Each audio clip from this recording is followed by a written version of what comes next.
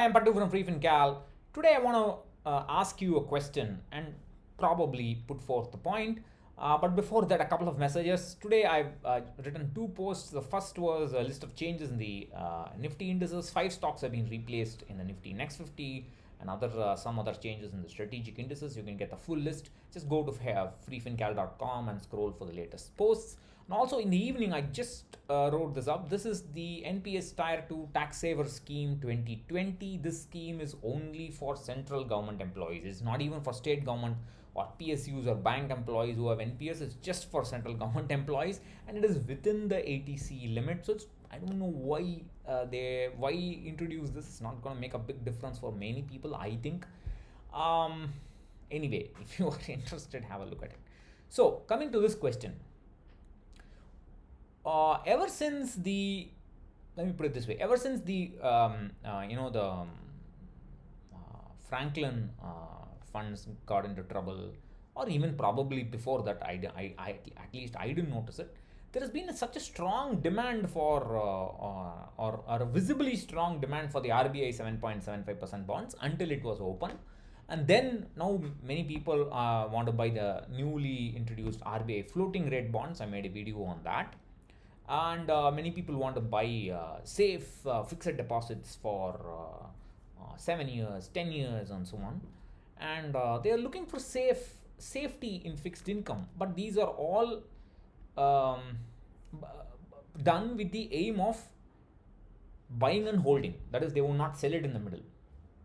The question is, first let's come to bonds. Why do you want to buy a bond if you don't need income from it? If you are heading close to retirement, or if you are already retired, you say, I want another stream of income, safe income. You buy a government bond, that's fine, you will get income twice a year, every 6 months. The RBI 7.75% was giving you a monthly option, but that's not available, I think, that's not available in the floating rate, and that's not available in any other gilt bond, which is fine. But once in 6 months is fine, but that's fine. That's income. You want it, you get it.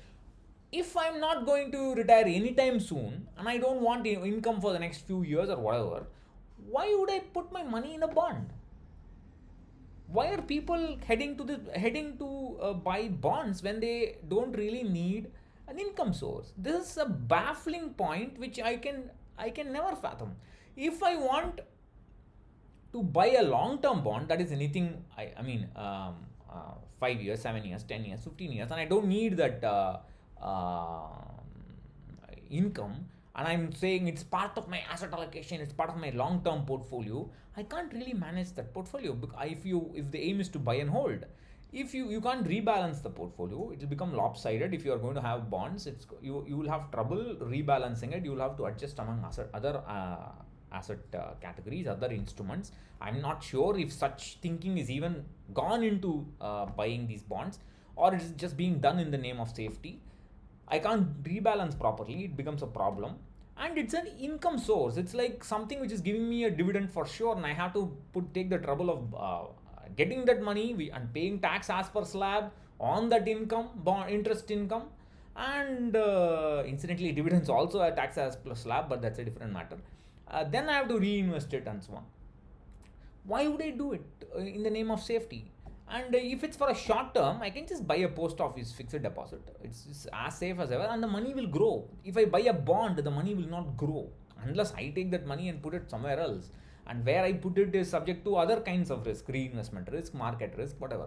If I want to rebalance the portfolio by selling the bond, then that bond becomes subject to capital market risks. It's subject to interest rate risk. It's subject to credit rating risk.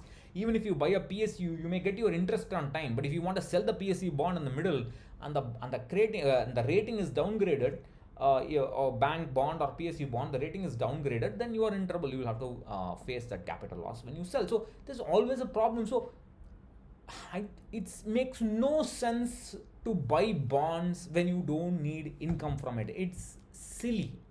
It's in the name of safety. Bigger mistakes are being created than people who go out and say, I want to buy 80, I want to have a portfolio with 80% of mid caps. I mean, it's crazy. I don't know. That's the point I want to make. I don't know. Many people would say will feel very strongly about it. No, no, this is wrong. That's wrong. Safety is important. Yes, safety is important, but not when your aim is to build a portfolio that's growing. And I don't know why people do that. Anyway, that's some loud thinking.